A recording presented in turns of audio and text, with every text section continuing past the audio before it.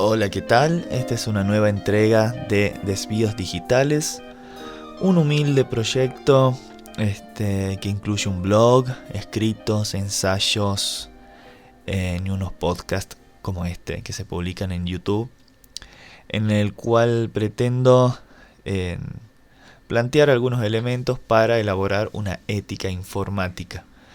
Cosa que no he definido aún del todo, no he definido bien de qué va la ética informática y que ya tengo preparado para el próximo podcast. Pero bueno, hoy quería tratar un temita que se está hablando muchísimo.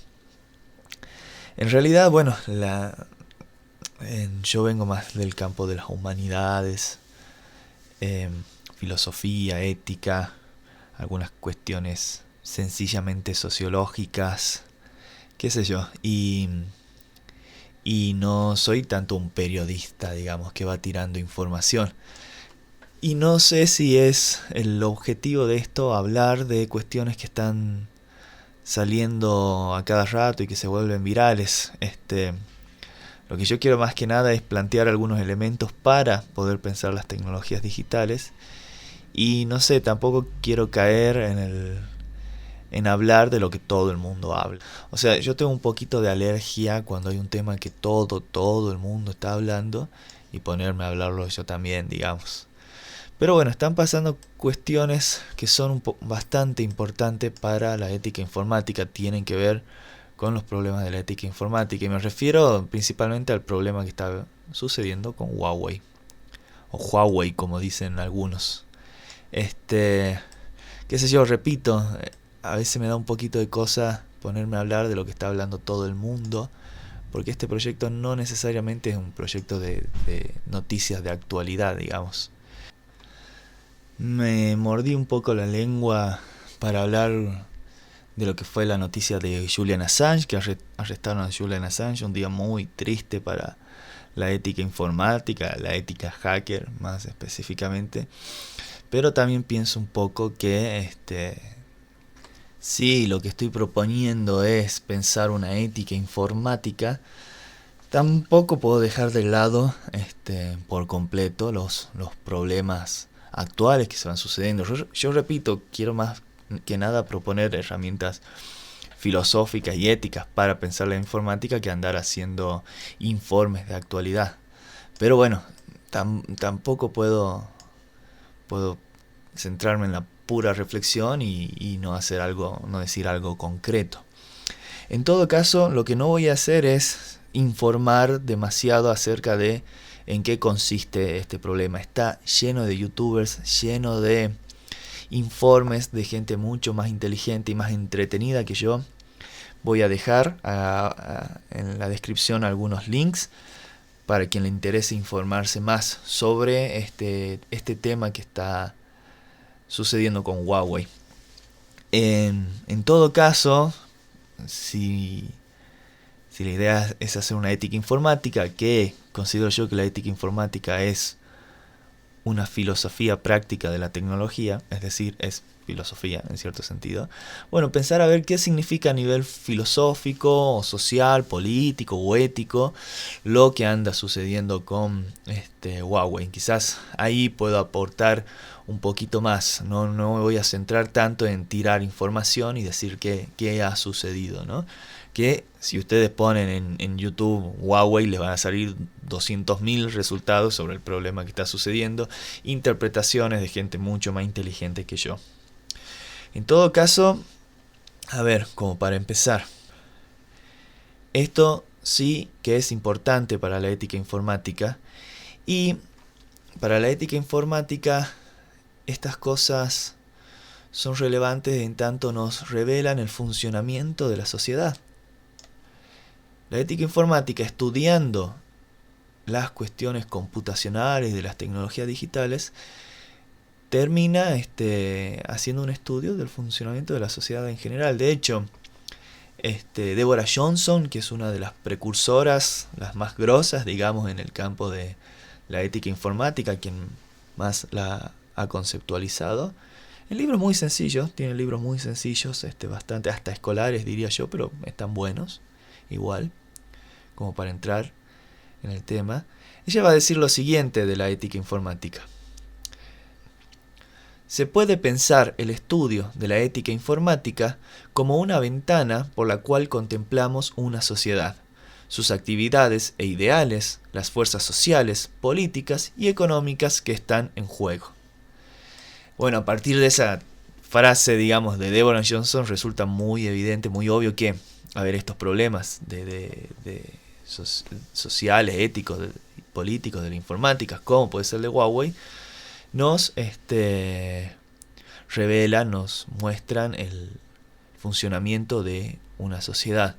O como me gusta más decirlo con expresiones de un filósofo llamado Deleuze, y que también trabaja mucho mi querido profesor Hernán Ulm, que ya lo voy a explicar un poquito mejor, considero que las tecnologías informáticas son expresión de una máquina social. Es decir, expresan cómo funciona una máquina social específica.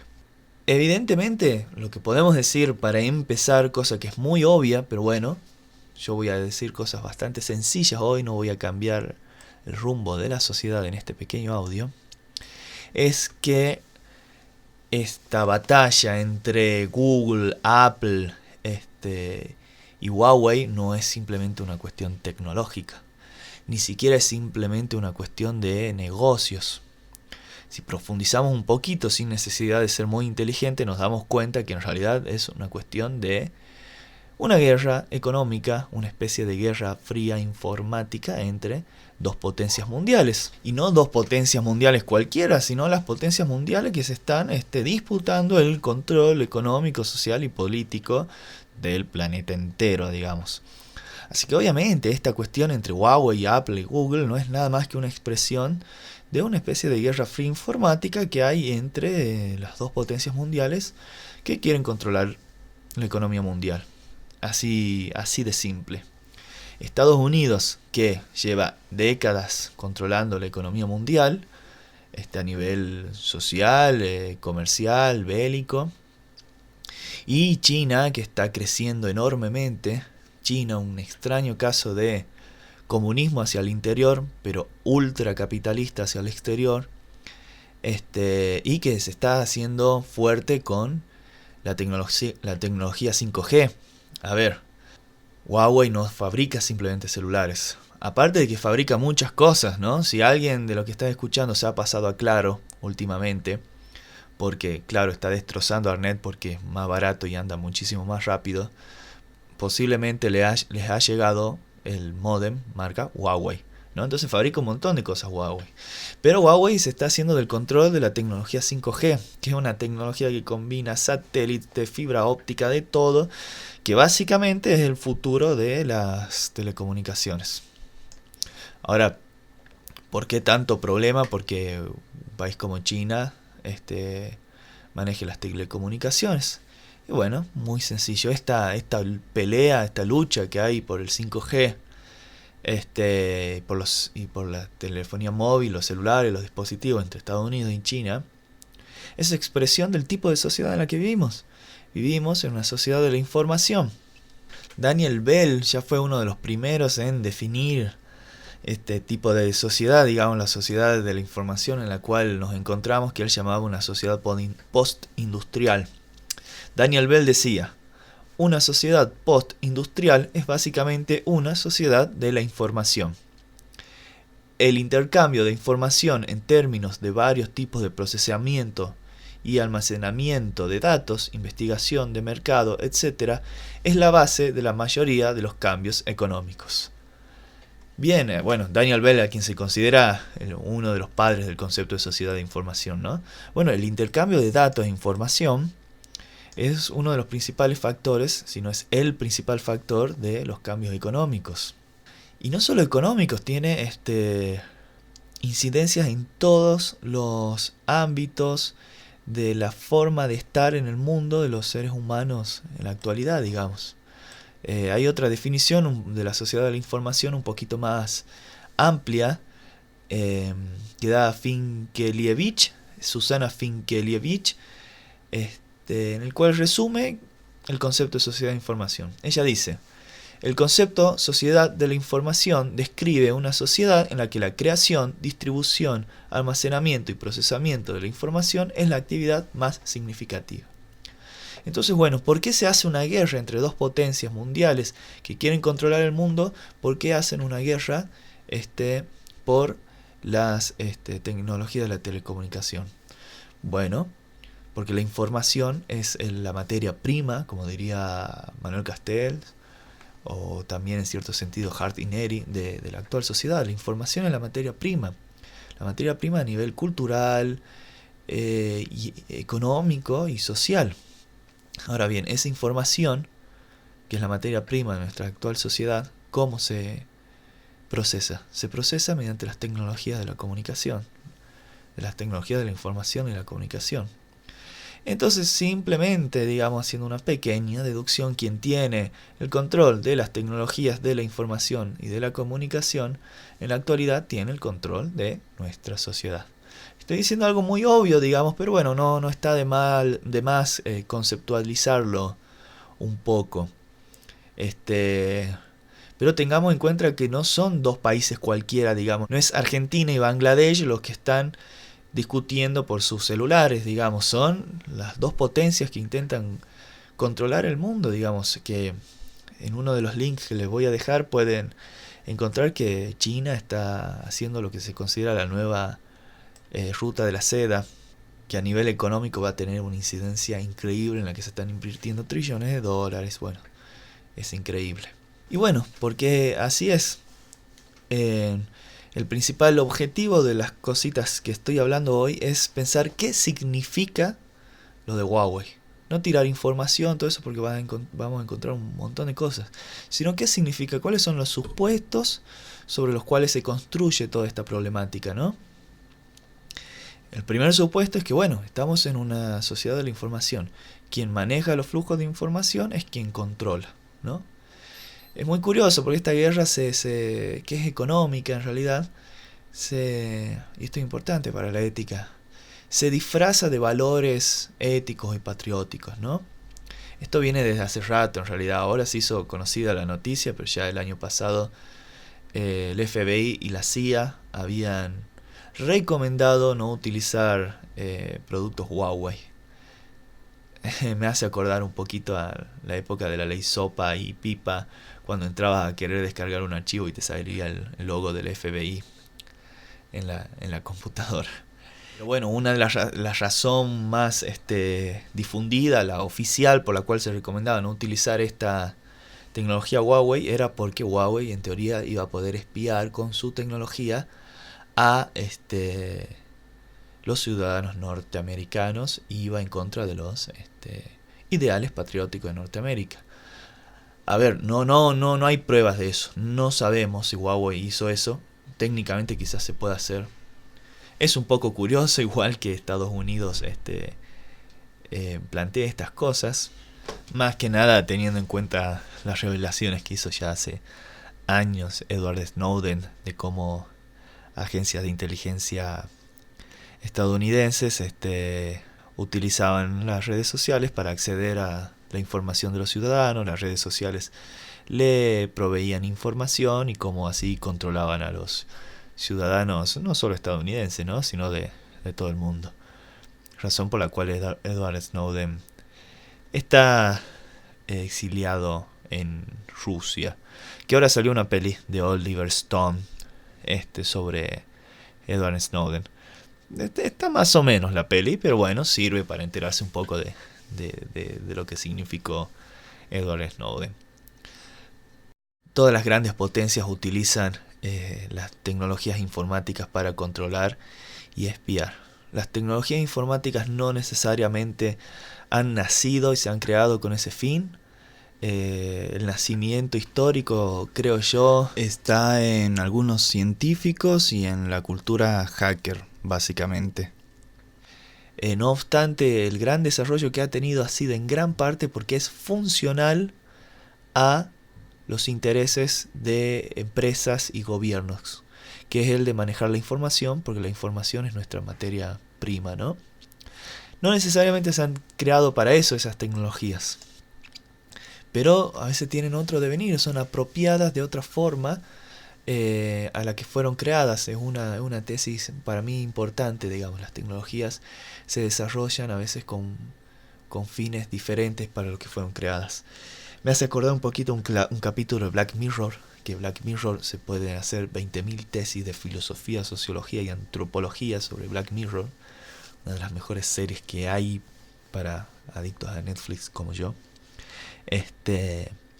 En la cual se crean unas abejas mecánicas sí, con nanotecnología, unas abejas robots sería, por la falta de abejas biológicas, digamos, y lo que perjudicaría la falta de polinización de las flores y todo eso, se crean estas abejas robots.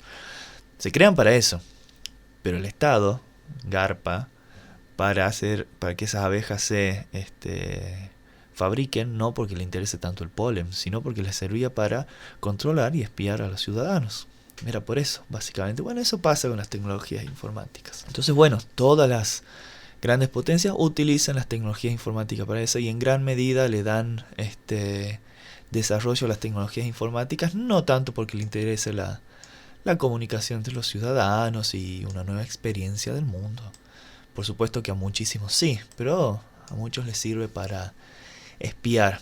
Así que bueno, detrás de toda esa cuestión está esta cuestión que es más bien económica, por el control económico lo máximo que se pueda. Obviamente estamos no al 100% en una sociedad de la información, todavía se siguen librando guerras por el petróleo en Medio Oriente, digamos, o en Latinoamérica. Sin embargo, este tipo de guerras, las guerras ciberguerras podríamos decir, son la nueva modalidad porque se entiende que quien maneja los flujos de información maneja nuestra sociedad actual. Esa es una de las principales cosas que están supuestas en este problema de Huawei y Google. Otra cosa también que nos revela. Yo estoy hablando de una guerra o mejor dicho, no que nos revela, sino que de lo cual es una expresión. Yo digo revela para que se entienda, pero es una palabra que filosóficamente no me gusta. Porque revela es como si hubiera algo oculto, y para mí no está oculto, digamos. Entonces voy a decir a partir de ahora que estos problemas son expresión de algo social. Esta ciberguerra, quisiera dar mi humilde consideración al respecto, es no una guerra cualquiera, es una guerra de aparatos. Y creo que la actual sociedad en la que estamos, la sociedad de información, se configura como una lucha de aparatos. A ver, autores como Marx han pensado, Karl Marx, han pensado antes que nuestras sociedades se habían configurado en base a una lucha de clases. Yo creo que ya estamos un poco en los estertores de ese pensamiento. Ya no creo yo que la sociedad se configure principalmente por una cuestión de luchas de clases. No necesariamente porque hayan dejado de existir las clases, aunque creo que sí, es mucho más difusa la división ahora. Recordemos que es muy diferente pensar una clase en la sociedad industrial en la cual vivió Marx que en la sociedad actual de la información, aunque creo que se ha diluido más la cuestión de las clases, las diferencias, ¿no?, entre una clase y otra, porque ya no hay tanta conciencia de clase, sino más bien porque los principales actores no están en las principales luchas, mejor dicho, no creo que se estén llevando a cabo desde una perspectiva de las clases. Creo que es más que nada que el control de la sociedad, porque se trata de eso, al fin y al cabo de un control, se lleva a cabo entre aparatos.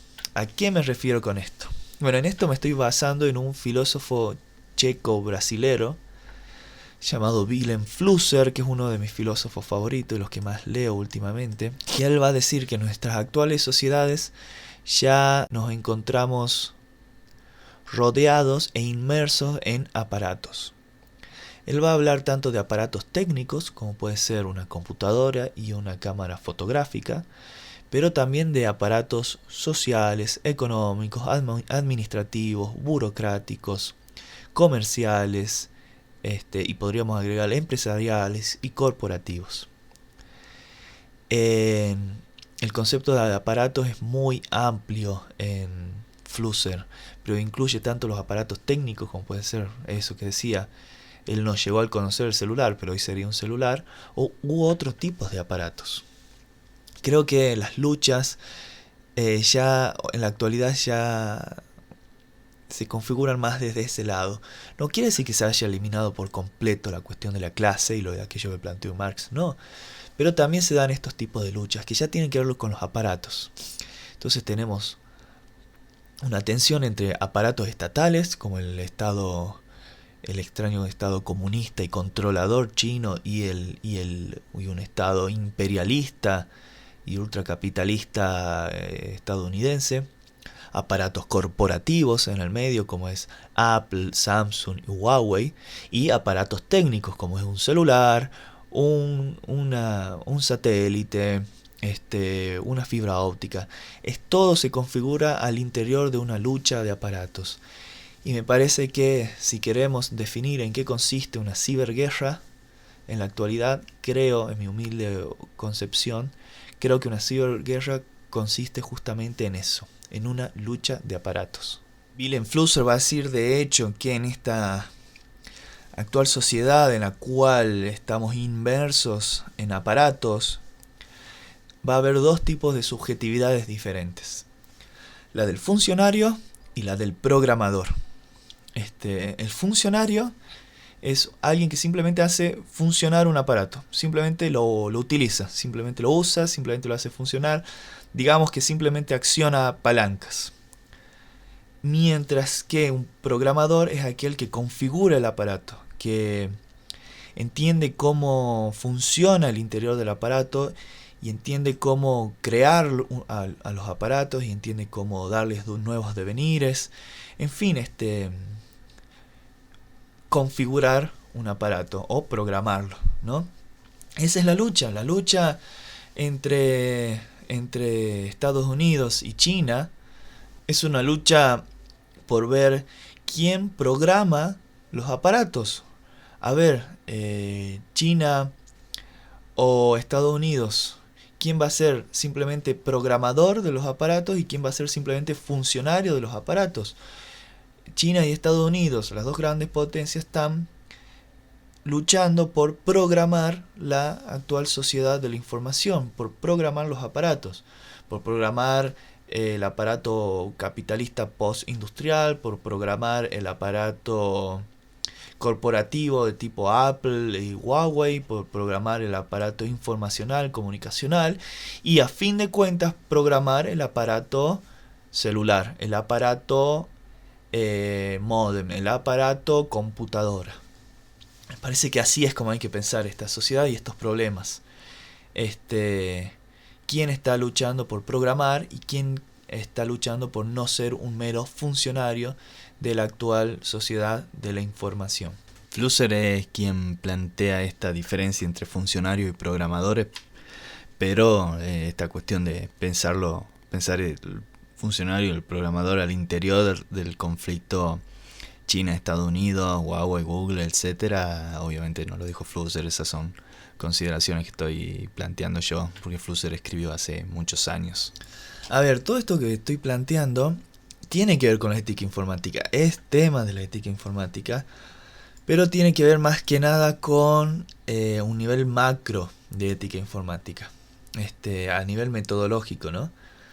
También Deborah Johnson, quien acabo de mencionar, menciona que hay en la ética informática dos niveles de reflexión ética.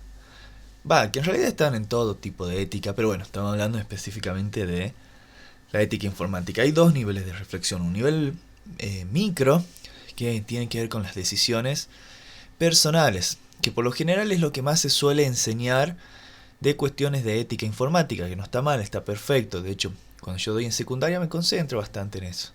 Qué sé yo, el uso de internet, leer las políticas de privacidad, qué software utilizar o no para no ser controlado, bueno, así cuestiones, la cuestión del grooming, como confiar o desconfiar de gente en las redes sociales, bueno, eso está perfecto, tiene que ver con las cuestiones micro, las decisiones personales.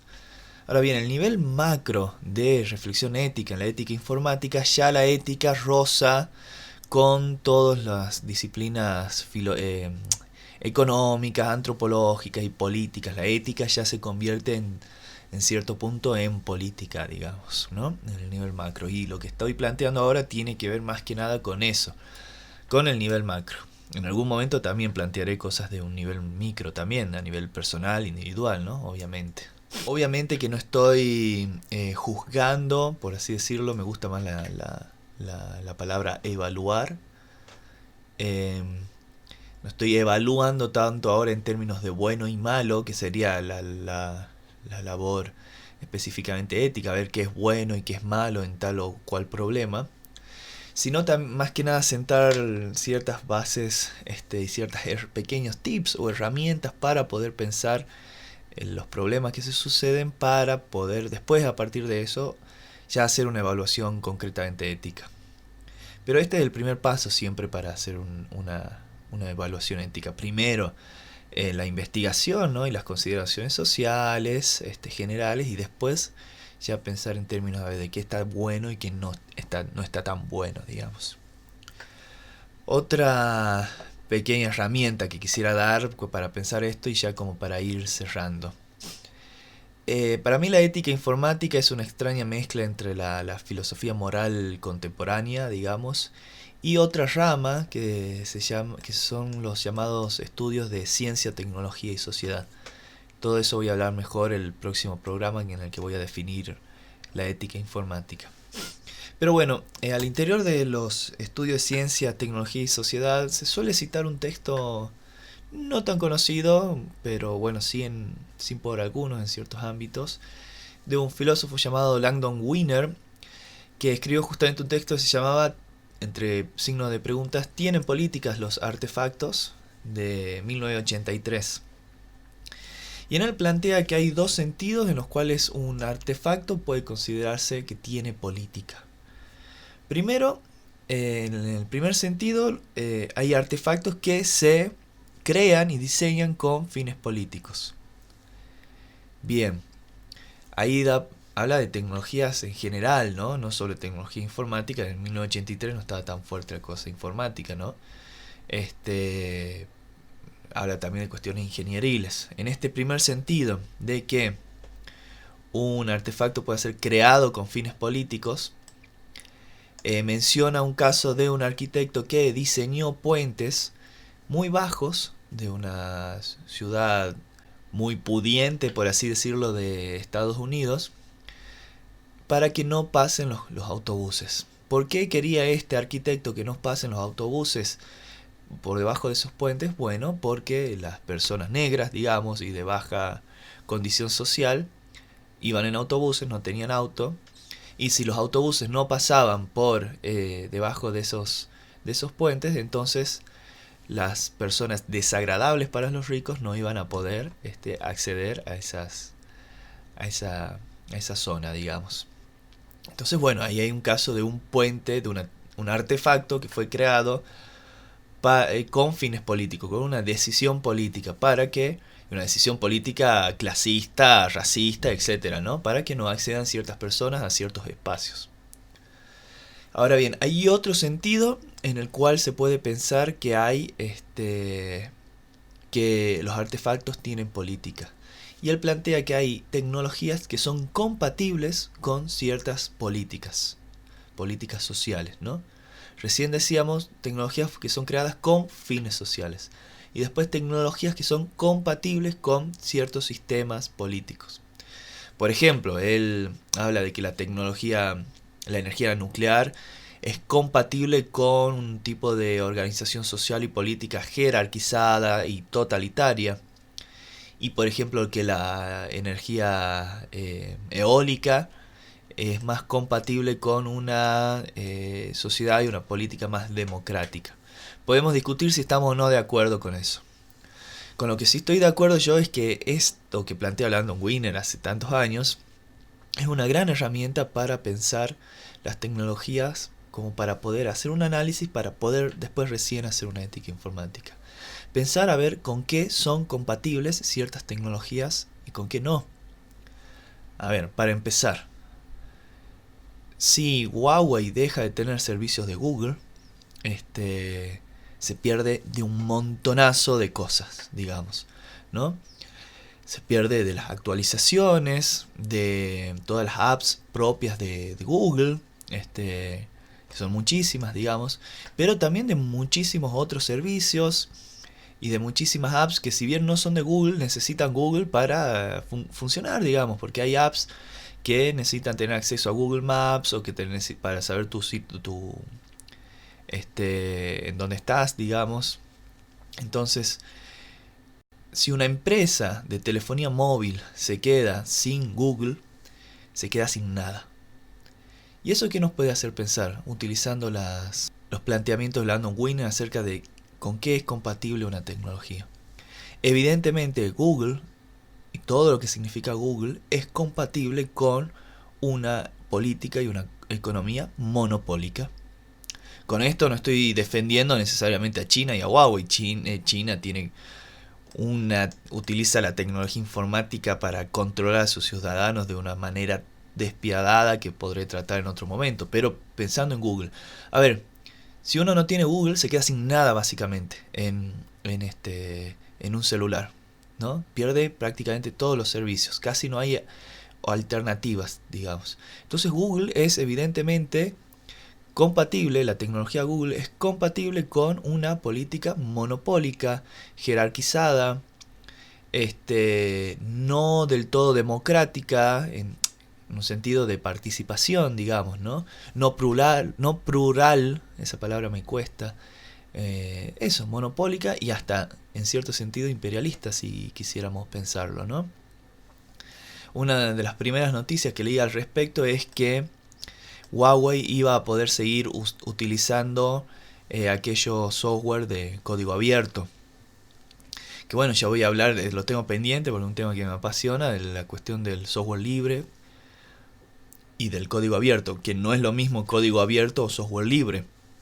Pero bueno, por una cuestión de la filosofía con la que están hechos tanto el código abierto como el software libre, o la cuestión legal o hasta la cuestión práctica, no hay restricción que pueda hacer ningún país, al menos en teoría, por más intenciones monopólicas o económicas que tengan, no puede haber ninguna restricción para utilizar software libre o de código abierto.